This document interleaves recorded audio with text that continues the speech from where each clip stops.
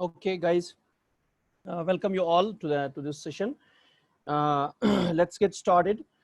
Today's session will be about is I think it's very important from the point of view that we are going to do some important calculations today.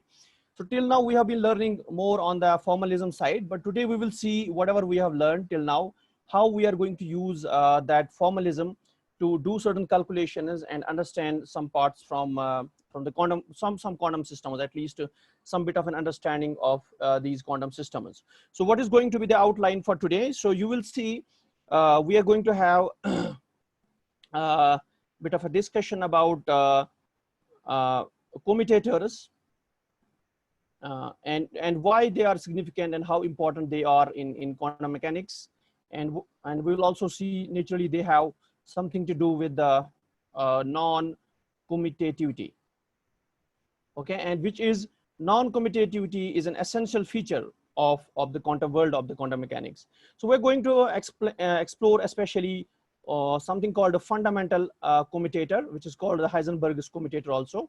So we are going to explore this fundamental commutator, the canonical commutator, and we will see uh, what, just by knowing this much, we will see just by knowing one particular commutator how much of quantum mechanics can be understood. Okay, so this is going to be our focus, and you will we will be exploring just these things in today's lecture, but also seeing the richness and how fundamental this commutator is and how much of physics, quantum physics, can be understood just if we knew this commutator, fundamental commutator, very well. Okay, so to begin with, we will remind ourselves that in quantum mechanics we have this structure of formal structure of the theory, that we have the linear spaces, we have the vector spaces which define our state vectors of the quantum system.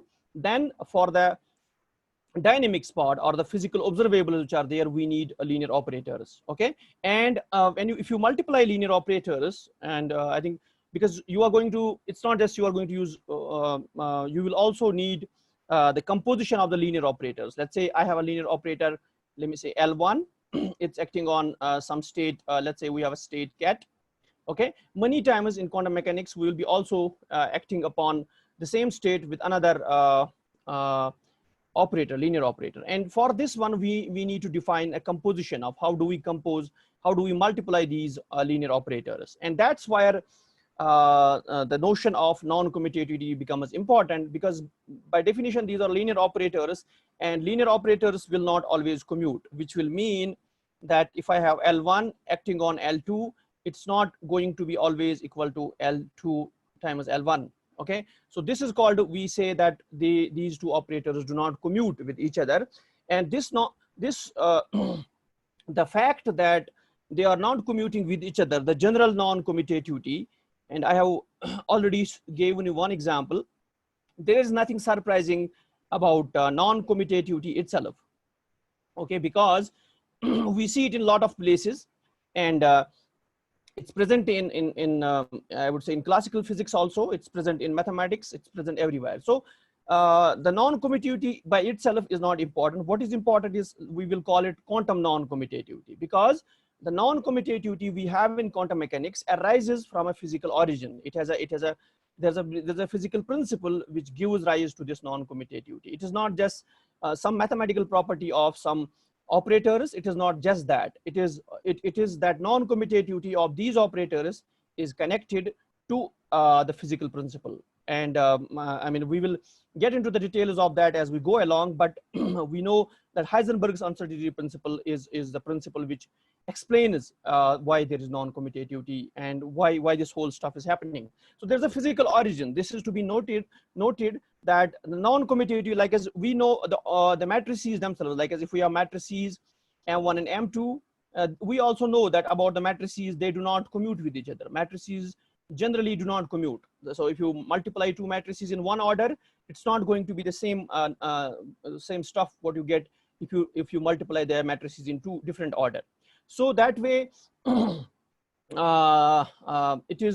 it is going to be so non-commutativity is there. What we are going to talk about is we will give it a different name, is something called quantum non-commutativity, which is physical in origin, while as the non-commutativity which we have matrices has this It comes from the mathematical fact that the matrices themselves being linear operators, they also do not commute. But it has a mathematical reason why do not they commute. Okay, so many things, we have many things. Similarly, in physics, we have an example of Poisson bracket, where once again you see non-commutativity. So non-commutativity does not happen in quantum mechanics alone. Rather, the non-commutativity of quantum mechanics has a physical origin, and it is many times different from the other non-commutativities, because the difference is that it comes from, that's the main difference, that it comes from a physical origin. So how do we, now the question is that once we say, okay, that there is non-commutativity in quantum mechanics, okay, so how do we capture it mathematically? How do we, let's say I say I have two operators, I have a, let's say I have a sets of three operators. I have an operator A, okay, I have an operator B, and I have an operator C. Okay, A is not commuting with B, and then B is and C is also not commuting with A. But how do we measure which one of them is commuting less or commuting more? How do we get a measure of this thing? How much non-commutativity they are having? So we can also give an English name. We can also give it a, let's say, we can also say non-commutativity in a loose sense also means incompatibility. These two operators are not in some sense going along, which this thing will become more precise mathematically. What does it mean that two operators are incompatible with each other? So, but however, we will as of now, for us, for today's session, it will mean they are not similar operators. They are going to be different operators. Like as example, we will illustrate is in terms of the position and the momentum operators, or one set of operators, which are the position is the effect of the position on the wave function is one. It is a one effect, while as the effect of the momentum operator on the wave function has a different, totally different effect, and these two effects cannot be brought together. That way they are incompatible. Okay, so we can understand from the non-commutativity that these operators, the effect which they have on a physical system is incompatible. These two different effects cannot be brought together. Okay, so that is that. I think that should give us a kind of an intuition about what this non-commutativity mean. Okay, but we are going to surely understand the physical origin in lot more detail, because this is one of the fundamental aspects of the quantum world, that it is non-commutative, and we definitely have to get our hands on this session. We have to grapple with this session, with this aspect of the non-commutativity in quantum mechanics. So and our first step towards that is we will define a kind of an object which will help us to capture this non-commutative behavior. And like as in classical physics, in Hamiltonian or even in variational approaches to classical physics, we have something called a Poisson bracket. So we have this notion of the bracket. Why do we have those brackets? Because they give us a measure of non-commutativity in classical physics. Okay, and as I said, non-commutativeness, this fact that the things are non-commutative, it is not something unique to quantum mechanics alone. It is there, it is in many places. However, the non-commutativity which we have in quantum mechanics has a very interesting, very deep and profound reason and profound origin, and that's what we are going to explore as we go along. However, for today, let me define this object. We will call it a commutator, which is A and B. So mathematically, it's very simple thing. It basically means you first multiply by, you just take this order and see, then take the difference of them. Okay, so you first act here, we act on first with B operator, then we act on A operator. Here we reverse the order and we see what is the effect. If we take the difference of these, like as when we act on these two operators in this order, we will see what is the effect of that combination on the wave function. And then once again, we will act on these by these two operators on the wave function, and we will once again calculate what is the effect of these. Then we take a difference. That difference is going to tell us how much is this non-commutativity between these two behaviors. Okay, the trivial case will be that they are commuting, which means if they are commuting with each other, which means that our commutator will become zero. Then it means that these two operators are more or less similar. Okay, they are like just some sort of similar operators, or we will see what that similar operator means. Okay, so but their effect is similar. Okay, they may be in terms of exact effect may not be same, but it is a similar behavior. It's a compatible behavior of the operators. Okay, so now because we want to do some calculations today, and we see that commutator basically is the mathematical object which captures how much two operators are dissimilar, how much two operators are incompatible with each other, and how much, which means basically we will see that the fact that the commutator is zero, it will always lead us to some sort of a dynamics, the quantum dynamics.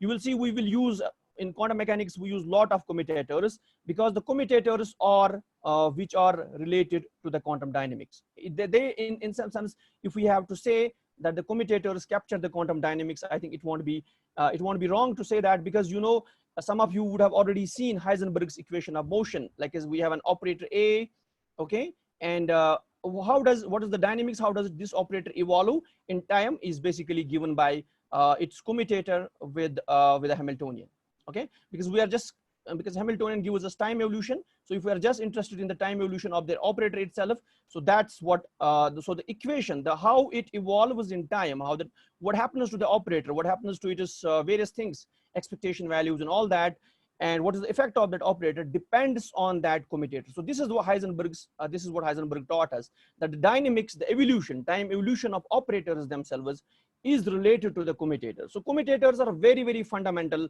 in quantum mechanics. Therefore, it becomes very important to understand them better. However, our claim for today's lecture is that if we just understand one commutator very well, then we will be able to understand many things. So what is that commutator? So I'll just basically go to the earlier derivation. I had just given you this kind of a commutator. We will first start with classical one. We have this function x, and then we have this derivative, first order derivative of this guy, and we had found that if we calculate this derivative, if we calculate the commutator of these two guys, these classical guys, the commutator is equal to -1 for these classical guys, okay? So where x is a function and d by dx is the derivative of with respect to that particular variable, okay? Now I had left this exercise there. I wanted to you guys to complete it. So now we can complete it, say that it's easy to get a now what I want to do is that I want to now take this approach that now my x is not just a function. I just want to I want to promote it to an operator. Now it becomes an operator. It does the same thing. It as an operator, it once again does the same thing. But now I also want to do some little bit of a multiplication here, and I just keep it like that. Okay, and as you can see now, the commutator, the value of the commutator will change, and it will become this particular quantity. Okay, now in quantum mechanics, this particular commutator, which I have just written down, is very important. So Heisenberg has given us these commutators. He says that let's say you have some guy Q, and you have some guy. Let me, in general, first of all, and Q and P are very general. Let me say P and Q and P only. These are very general. They don't need to be position and momentum. Any two set of operators you have in quantum mechanics, okay, if they are canonically conjugate operators, they will always, their commutator will be always equal to this one. This is what Heisenberg gave us. This is Heisenberg's commutation relation. He said that if you take any canonical conjugate variables, they are two dynamical observables. They are dynamic, like as momentum is, angular momentum is, Hamiltonian is, all of them are dynamical variables in quantum mechanics. Same with quantum classical mechanics also, same is true with the quantum mechanics also. The only difference is that in quantum mechanics, they become linear operators of a particular class. So Heisenberg taught us that if you have these operators for canonically conjugate variables and you calculate their commutator, it will always become to this particular number, okay? And where h is being the Planck's constant. Okay, now the question is, how do we represent them? He said he didn't give us a representation. I mean, he just said that this is true generally. This is true for any pair of canonically conjugate variables, canonically conjugate operators. This is a general thing. Now, if you want to, now we want to represent it. We want to see what kind of operators, because this relation does not tell us what is Q and what is P. How do I represent that? So that is where our earlier commutator, this particular commutator, becomes important, because it gives a representation of one of those operators. So what do we say? If we can just identify that my Q, now if I write it again, I will write my commutator in a particular representation. I will say I have a Q operator, and then I have a P operator, and it gives to me, I will write down in a particular representation. So this is to be noticed that Heisenberg's uncertainty principle is very general statement. It's very, very general statement about all the canonically conjugate variables. While as the commutator, which we are going to write down here, this one QRP, or sometimes we write it in X operator and P operator, and we say it is equal to 1 by H cross. So this is a particular, we have to remember, it is a representation of Heisenberg's original commutator, which is abstract, which is true for all representations, and this is one of the representations of that. In this representation, what we do, we have identified that we can get this commutator, okay, if we identify that there is a quantity called, we will call it momentum, if it is equal to this operator, and X operator is basically just X.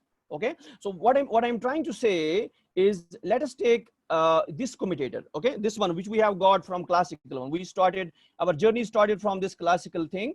We have this X guy, and then d by dx, it gives us -1. But that's not what I want. I want this, on this side I should get IH cross. How do I get that? It's a very simple thing. You just have to multiply this particular number, this particular operator by IH cross, minus times IH cross. If you do that, you will automatically get this this Heisenberg's commutator automatically. You have to only make one identification, that X is my X operator here.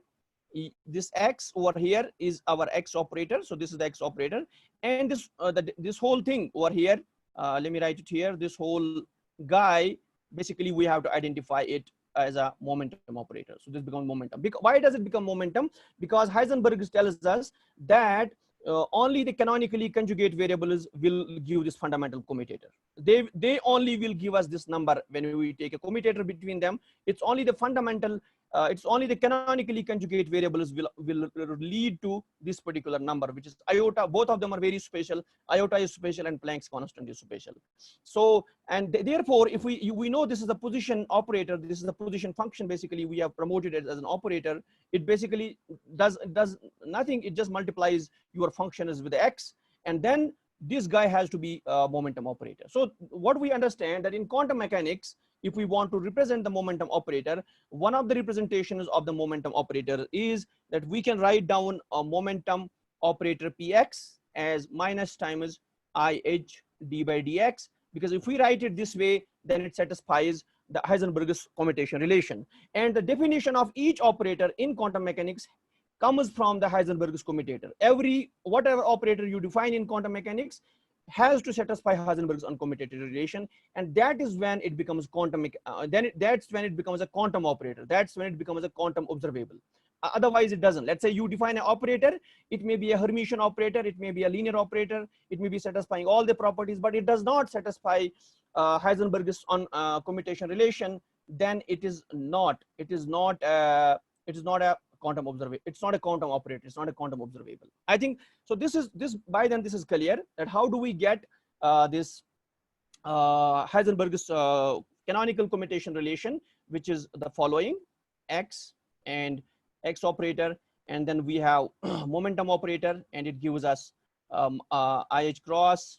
Okay, then before I go ahead, I want to say that this is not the only representation. This is not the only way that you can define momentum operator. So there is another the representation which we have chosen. We let's call it, it's a position representation. Let me call it X representation. This is the X representation. Because why is it X representation? Because I have just taken X is just a position operator. The position operator is the actual position here. It gives the position of the particle. I can choose some other representation. Let me choose another one. In that, I will choose my momentum operator is just plain number. It's just a function. Okay, just a number or function. So while as if we choose that, if I just choose that one, so if I just make this P operator is just P, then I have to choose X in such a manner that the commutator should give me IH cross. And as you can see, you can confirm it for yourselves. It is possible only if you choose this you make this particular choice. In that case, your X operator should become I d by a derivative with momentum. Okay, so this choice. So we have the same commutator, the canonical commutator between position and the momentum. And I have just shown you there are two representations of this particular commutator. And one of them is X representation, and one of them is, let's call it the momentum P representation.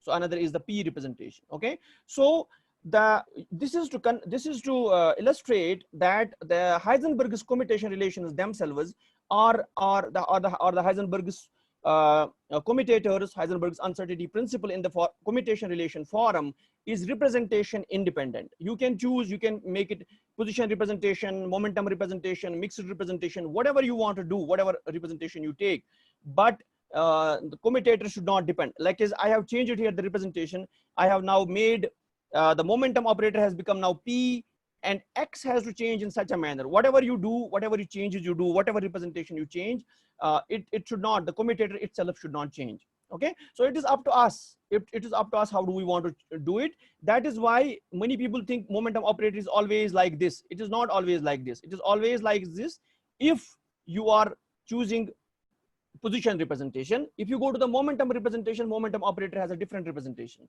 It becomes something different. And if you choose some another kind of a representation, it will become something different.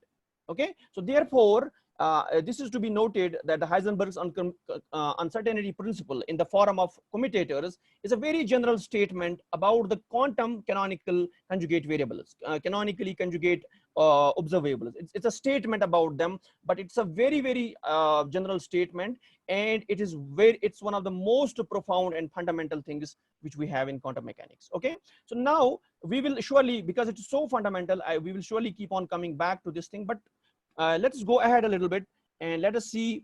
I want to demonstrate my claim that if you just know this much, if you just know that X, and now onwards I'm not going to use I'm not putting hats on these operators, but please assume that they are always operators. So XPX is equal to 1H cross. Similarly, YPY, because they are canonically conjugate with each other, is going to be 1H cross. And similarly Z and PZ, they are going to be 1H cross. I think this is fairly obvious because X and the corresponding momentum operator, they are going to remain conjugate. Okay, what about the others? What about the other commutators? So immediate effect is that if you take X PY or you take X PZ, so they are going to be 0. Okay, same thing, you take Y and then you take PX. Similarly, you take Y and you take PZ, so they are going to be 0. Okay, similarly, we have Z, then we have PX, and similarly we have Z, and then we have PY. This is going to be 0. So this will make our life easy. So because of the dynamics, the non-incompatibility is always, as I said, Heisenberg's uncertainty principle is about canonically conjugate variables, and these folks here, they are 0 because they are not canonically conjugate. Okay, so we will use these commutators. The claim is that if you just know this much, if you just know these commutators very well, okay, we will be able to do a lot of stuff, lot of calculations. You will be understand a lot of quantum mechanics by just knowing this much. Okay, so let us illustrate that example. Let's go on doing some examples. Okay, so the first example we will do is about we will just evaluate some commutators. But before that, I want to say something about the commutator itself. Okay, what kind of object it is. So we have this guy called a commutator, and as we know, its definition is that you take these operators in one order, then you reverse the order, you calculate the difference. That's what the commutator is.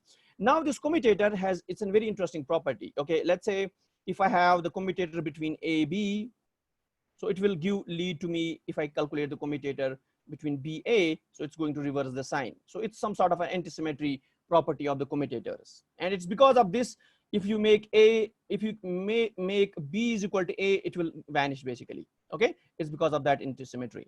Now another property of these rules of commutators, which we are going to use these properties. So that's why I am listing them here. Okay, so now another property is, let's say we have a situation like A, then we have two operators here. Because these guys are linear, so it's very simple it's expected that what will happen, it will become A, B, then C will come out, and then we will have B like this, and then we will have A and C commutator. Okay, same thing can be done with more number of the commutators. Okay, so these are like a few of the rules. I mean, we can basically we can take and do some derivations if we have this kind of a situation. It's just basically very similar. What will happen is that you take A with C, two guys will come out, then A with D, B with C, B with D. So it's very simple to evaluate what will happen in that particular situation. Okay, these are some of the rules which we have, and now we want to go ahead and do a bit of a no, let's start playing around with these commutators. So what I want to do, I'm very interested in this kind of a guy. Let's say I want to define this guy over here. I will just write it X plus I P, and then just for the certain just to keep everything normalized, or I don't want to deal with the constants again and again. So I will just divide it by this particular quantity, and then I want to define a conjugate of it, some another operator, which will be X minus IP, then divided by the same constant. Okay. So now let's see. I mean, I don't know what these operators are, but let's play around so that we understand how do we work out the commutators themselves. Because as I said, any of you, this I can guarantee, if you make yourself compatible with evaluating the commutators in quantum mechanics, I'm telling you, I don't know how much of quantum mechanics cannot be explained by commutators. It must be very small. So small. I mean, at some places it may not be entirely commutators, but I would say whenever you study quantum dynamics, you will always use commutators. So therefore, let's see what can we do and how do we become compatible with these commutators. Okay. So how do I evaluate this one? It's very simple. Let's see. Just try to evaluate this one. So what it means to do is basically I will take X plus IP, then I have this constant hanging around, and then I take this fellow. And all of these are operators, even if I am not making them so look like that, but they are all operators. Okay. Now a quick calculation. Let me do this quick calculation for you. So what will happen is that I'm using the rules of the commutators. So I will use, now I know X with X is going to be, it's not going to be important for me. So what's going to be important for me? So X with X is not important. I am not going to take this particular thing. I'm going to take this guy and the canonically conjugate guy. So I will take X by root 2h here from here. Okay. Then I'm going to take minus IP divided by root 2h. Okay. That's going to be one non-vanishing guy, plus the second guy will be IP divided by root 2h. Okay. And then on the other side, I will have X, not the IP, because that's not going to give me anything. Okay. So once again, you see, I made this combination. I made this deliberately, this combination. This combination is going to be important for me to understand the physics, some quantum physics of certain systems. But let us play around. I don't know what this physically means. However, I just made this commutator, and I'm saying, even if you have that kind of a commutator, you have A and A dagger as two operators, whatever they mean, it always comes down to evaluating the fundamental commutator. And if you know the fundamental commutator and various aspects of it, any guy can give you any commutator. You see any commutator, you will be able to evaluate it, like we are doing it now. So what we will do here is we will just take this this fellow will come out, and then we are going to get X and X and P. Okay. Okay, fine. So now here there may be a little bit of a confusion. We may be saying, okay, this is common to both. I am going to take it common. That's not the case, because commutator means we are multiplying them together. So what will come out is basically 2h cross. Okay, not just one of them. That happens if it was an addition, but it's multiplication. So the other piece is what's going to come out here is we will have I once again, and then we will have 2h cross coming out, and then we will have the commutator P and X. Okay, so what will happen here now is we will get, this is I, and we know I by 2h cross. Okay, this X and P, we know it's equal to itself IH cross. Okay, then plus I by 2h cross, and then P and X, because it is in reverse direction, we know it becomes, what will happen to the PX? So PX, we don't know what PX is, but we know that it will be equal to minus times X and P. That's the property of the commutators. Fine. We know this property, that if you have a commutator A, B, then the commutator BA is equal to basically minus times that one. So this is going to be minus times that thing. So it's going to be minus times IH cross. Okay. So which basically means that we are going to get, this is going to give us -1. It will become +1, and we're going to get H and H is going to cancel. This is going to give us 1 by 2. And same here, iota and iota is going to -1, -1, and we are going to get 1 by 2 here again. Okay, so together we are going to get 1. So the commutator of A and A dagger, which are two hypothetical things I have just created just for the illustration, is equal to 1. Okay, so I did this derivation just to illustrate, even if these two original operators, the ones which have been given to me, this guy and this guy, they don't look similar to X and P. Even in that case, it reduces, the whole calculation reduces, basically evaluating the fundamental commutator. And if we are good enough at fundamental commutators, we will be able to evaluate a lot of commutators. But now, what is the significance of this guy? I will show you the significance of this commutator, but let us write it down here. Okay, so A in A dagger is equal to 1. And what is A? Just to remind you again, A is basically simple linear combination of these operators scaled by a factor. And A dagger is basically the conjugate, complex conjugate of, or a Hermitian conjugate of this operator. Okay, so that's the combination, and that's what this commutator is. Now this commutator is very, very important, because some of you would have got already reminded, this commutator becomes very important in physics. When does it become important? It becomes important if I just do a little bit of a multiplication. If we just make B such that if I write m omega times x plus IP, I just keep it like that, and then downstairs what I write, I just multiply by m omega, then I had 2 there and I had h cross there. That will remain same. So what I did is that I did just a bit of a simple modification in my commutator. Whatever I had already done, I just did a bit of a modification to make it correspond to one physical system. And then B conjugate will be simply m omega x minus IP, and then we will have this factor remaining same, 2 m omega h cross. Okay, so you will see what I want to show, that what is the physical significance, what are these two guys, B and B dagger, and you will see they are very important. And how was our journey till so far? Our journey was, we started with a fundamental commutator, X and P commutator, and we just defined something, just a simple another set of operators, very simple set of operators. We just took X plus IP, then scaled it by constant. Why did we scale it with that constant? Because if you do not scale it there, it will come in the commutator itself. So we just wanted to scale so that we get just one simple number, simple number there, and we are getting unity over there. Okay, so that's how we started, and we illustrated that we proved for ourselves that actually if we have to evaluate this commutator, you break it down to the commutators of fundamental commutator. That's the only commutator which we have and which we know. Okay, and then I said, if we just now do a bit of a modification of these commutators which we have here, that what we did, we basically multiply it with m, which is a mass, and omega is some sort of a frequency, and then in the downstairs, once again, I did a bit of a modification. I just multiply it with omega. Okay, these are just scale factors. Otherwise, the commutator itself, in terms of the operator content is not changing.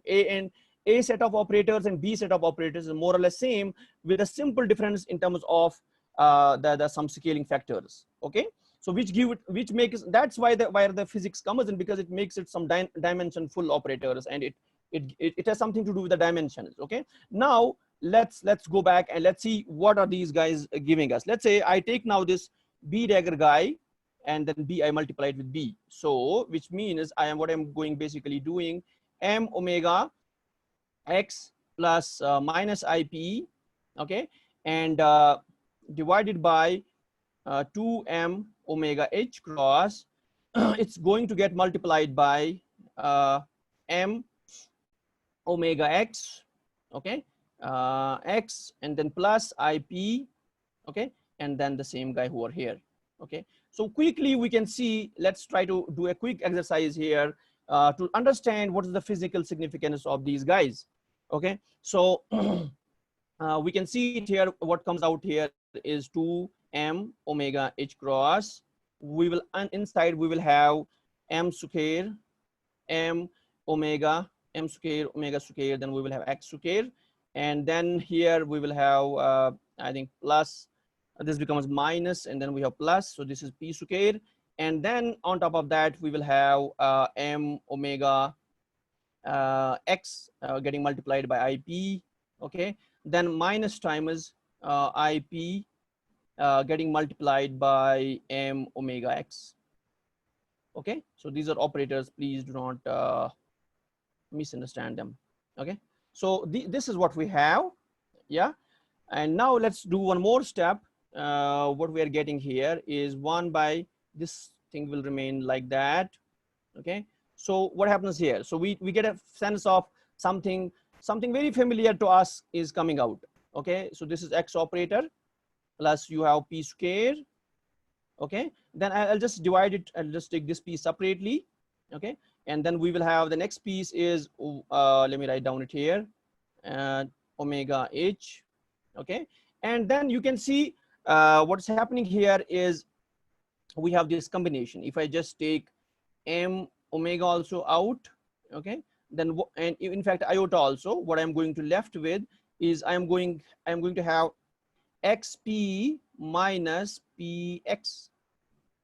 That's the combination I get. Okay, now it means it crosses it out, this fellow and this fellow, and I have let's sort this particular guy here. So we will have plus, and we will have iota divided by 2h cross.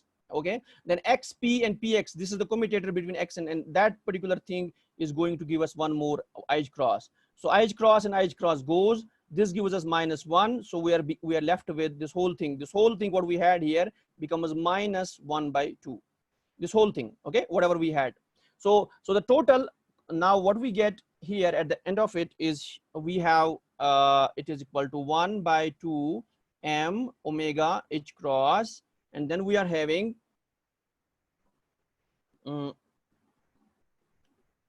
m square omega square x square, okay, plus p square. Then we have this fellow 1 by 2. Yeah, so and you can see now quickly, you can see it easily that it is related to our harmonic oscillator Hamiltonian. Because what is the harmonic oscillator Hamiltonian? Harmonic oscillator Hamiltonian is p square divided by 2m plus half of m omega square x square, and you see that's coming here. So let's make it that stuff.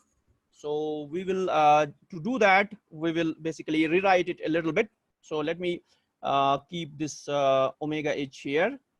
Okay, and then what we get is p square by 2m, then we get divided by m omega square x square divided by 2. Okay, so which means I am getting 1, and then we have also, I'm sorry about this part, so we have 1 by 2 also. Okay, so which means we have, what we are getting is 1 by h cross, then this whole thing is the commutator, is the Hamiltonian of the harmonic oscillator. Okay, this is very interesting to note. Let's come back to it, and then we have -1 by 2.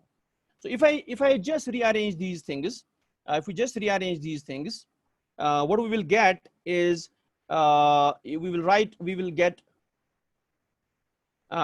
this will be b dagger b plus 1 by 2 multiplied by h cross omega. Okay, so what we have obtained? We have obtained the quantum Hamiltonian, the Hamiltonian for the quantum harmonic oscillator. So this is the Hamiltonian for quantum harmonic oscillator.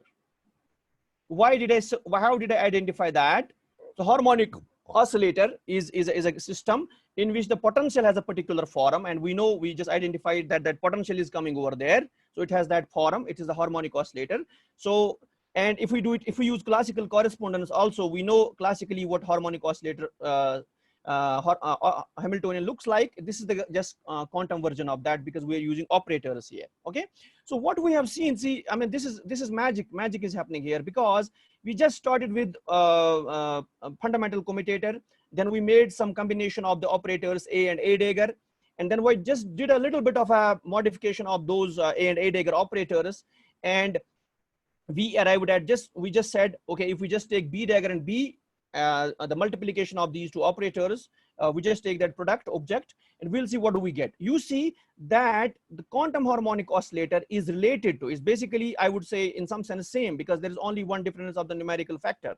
Otherwise it is basically same. So the quantum harmonic oscillator is made up of these two guys. And why are they important? Because in them is embedded the fundamental commutator of the Heisenberg. So you can see it there, why this form is important, because now you can see that the uncertainty is just embedded there. It is just there. The uncertainty principle is coming down, is entering into the harmonic oscillator Hamiltonian, and that's why it's quantum, because it's satisfying the uncertainty principle, or in other words, it is satisfying the commutation relations. Okay, so that's what's happening. So we did not write down anything. We just basically played around a little bit with the commutators, and here the full Hamiltonian of the harmonic oscillator comes down. So what does it say? It says that whatever this quantum harmonic oscillator may be, what the quantum physics of this harmonic oscillator will be, it will be determined by these two guys, B guy and the B and B dagger guy. And what are these B and B dagger guys? And I think we just wrote them as it's just some linear combination of the X and P operators. So the uncertainty between, or the non-commutativity between position operator and the momentum operator is getting easily, it's quite obviously getting embedded in this operator. So therefore, what we will see in the physics of quantum harmonic oscillator system, you will see that the incompatibility between position and momentum operator is coming out very clearly, and that's what gives the dynamics. What is the quantum dynamics of the harmonic oscillator?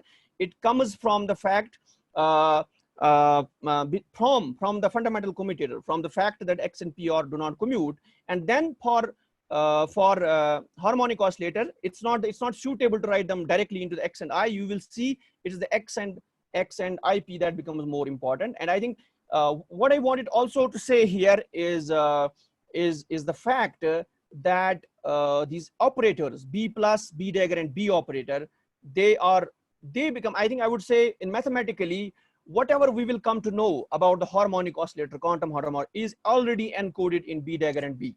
So if we have to understand, if we have to decode, if we have to understand the full physics of the quantum harmonic oscillator, we will have to mathematically deal with B dagger and B.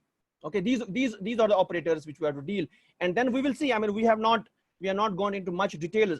That's not the purpose of this lecture. The purpose of this lecture is to tell you, if you just got convinced that if you just know Heisenberg's fundamental commutator, and there are a few of them, as I showed you, there are a few of the commutators. Just for the 3 canonical conjugate variables, there are just 3 of them. Rest of them are all 0.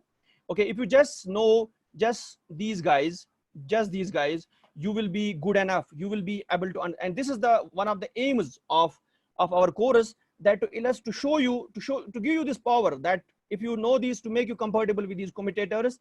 Once you are compatible with the commutators, it is just one step away to understand the whole thing. Like as for the quantum harmonic oscillator, if we have to understand the full quantum harmonic oscillator now, the full quantum dynamics of the harmonic oscillator, we are just one step away. Now we have to understand how do I diagonalize, how do I get the eigen spectrum, how do I deal with the B dagger and B guys. Okay, and that we will do, because now we know the commutators of B and B dagger. We can do a lot of stuff with that. Okay, so that part is not now difficult. We have already brought, so half of our job is done when we have written down harmonic oscillator in this particular forum. Now we have just, there are small details which we will work out, and it's not going to take us even half an hour to understand the full dynamics of quantum harmonic oscillator. So I think there are some questions popping up. Before I go to them, I just wanted to illustrate one more piece, and then we will close, and I'll go back to the questions. So what I want to also illustrate in the same breath, I want to say that I have just illustrated it for the harmonic oscillator. Now I can do the same thing with angular momentum. Classically, angular momentum is defined as the cross product of position operator and the momentum operator. In quantum mechanics, this definition fails for obvious reasons, that position and momentum they have to become, you cannot just use this definition. Okay, do not think even that you can even determine them completely. Forget about that part. You cannot even use this definition. So in quantum mechanics, this is not the definition of the angular momentum. Angular momentum is not this guy. So what is then the angular momentum in quantum mechanics, and what are its properties?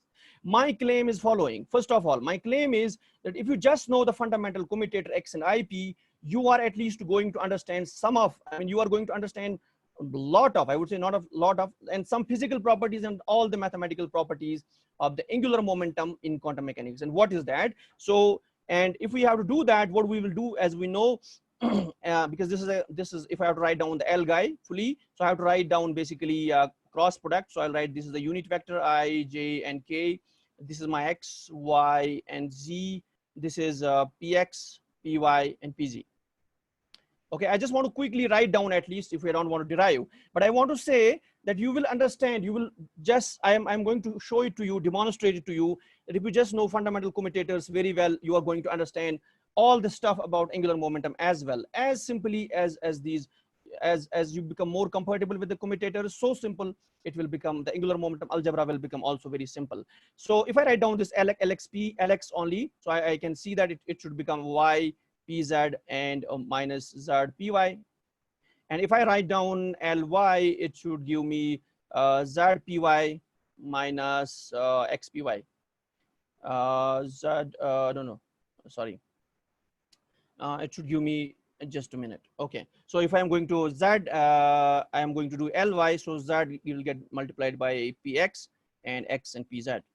Okay, so and same with the Ly also, we can write Ly. But let's say now I know these things. Now I want to see what happens to these guys, Lx, these are so operators, and Ly, and I don't know whether these are angular momentum operators or not, and if I have to prove what should be their properties. Okay, so to arrive at the definition, what I want to do is that I just want to evaluate this commutator.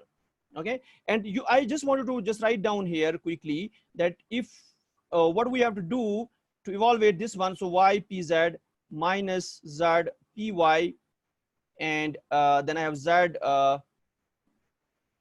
okay, Z PX minus X PZ.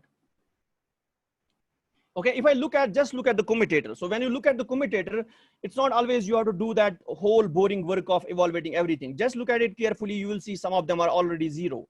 So only those terms will be zero where we have the canonically conjugate variables coming together. Let's say if I take the first term, Y, so Y, I should get some PY somewhere.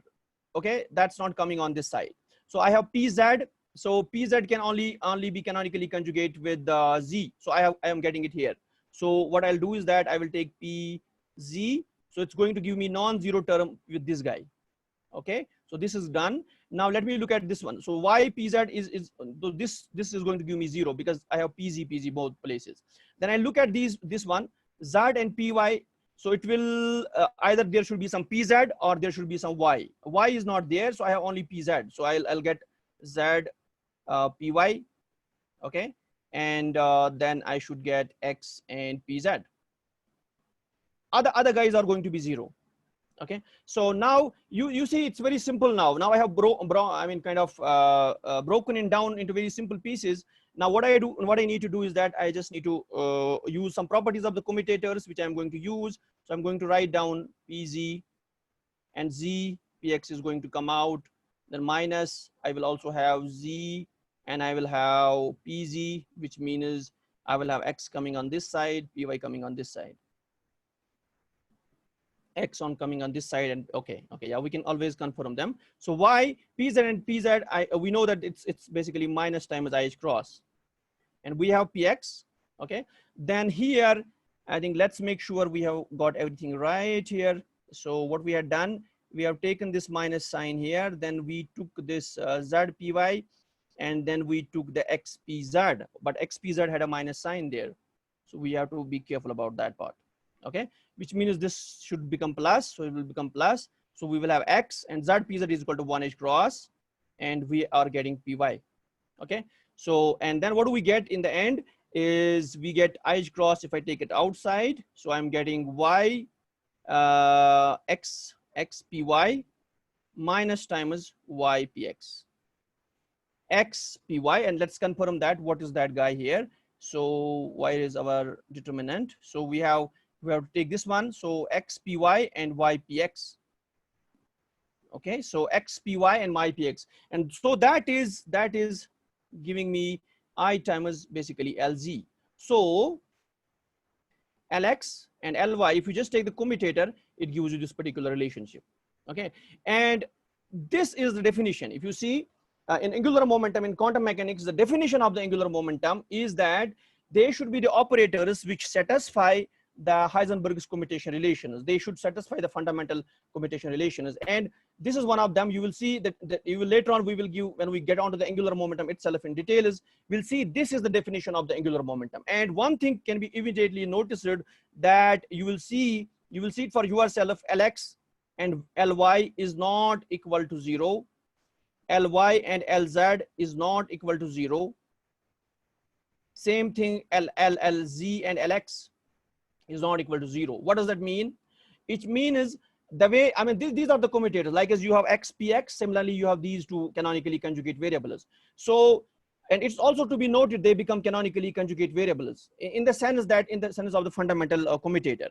Okay, so you cannot determine position x, y, and z, all the three components of the quantum angular momentum cannot be determined simultaneously. This is very in contrast to the classical angular momentum. That's why I said that definition cannot be used.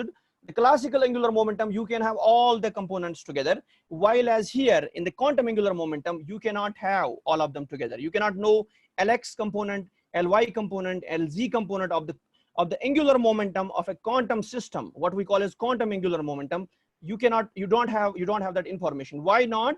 It is constrained. It is because of that quantum dynamics. It's because of uncertainty principle, and it's because something called a quantum fluctuation, which we'll explore in detail.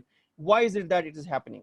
So today's session, I mean, same thing we will see. I want to kind of end on the following comment, that what I wanted to, I'm making a very powerful claim, and I have just given some examples to prove myself, that if you know the fundamental commutators very well, what you are going to, the most difficult chapters in quantum mechanics, you will be able to understand harmonic oscillator, quantum harmonic oscillator, simple harmonic oscillator. The algebraic aspect of, very simply, it is not even going to take you half an hour. So then another piece is angular momentum, which is considered one of the most difficult chapters in quantum mechanics, any student can tell you. So the angular momentum, especially the orbital angular momentum. Okay, how do you determine its eigenspectrum? How do you calculate eigenfunctions? How do you do a lot of other stuff? So this is considered a very difficult one. And then you have the spin angular momentum. These are considered three very challenging chapters, I would say, in quantum mechanics. So what I have tried to illustrate in today's session, given you an approach that if you do it, you use the commutators correctly in a single shot. We are not going to treat them as three chapters. I will show you, we can same thing, in a single shot, we're going to solve this problem, and this problem, using just commutators alone. We do not need anything other than that. So that is what is going to be, I mean, today's session, I just gave you the necessary background, and I just showed you at least some part of one piece in the harmonic oscillator is already done. We have the Hamiltonian in terms of the operators. Now we have to get its eigenspectrum, which is very easy to do now. Similarly, we will do orbital angular momentum, all the properties, and how do we determine its eigenspectrum, just in terms of fundamental commutator. Same thing will go with the spin angular momentum, with a slight variation, because spin angular momentum is intrinsic angular momentum. It cannot be entirely, you cannot have a definition of spin angular momentum in terms of position and momentum operators. That's not possible. So because spin angular momentum does not have anything to do with position and momentum itself. So, but however, still you will see, we will be able to solve all these three different quantum systems, quantum harmonic oscillator, orbital angular momentum, and spin angular momentum, with just using fundamental commutators. I think that is the main message of today's session. And I think I just gave you some examples. I will take some of the questions before we close. Let me take these questions.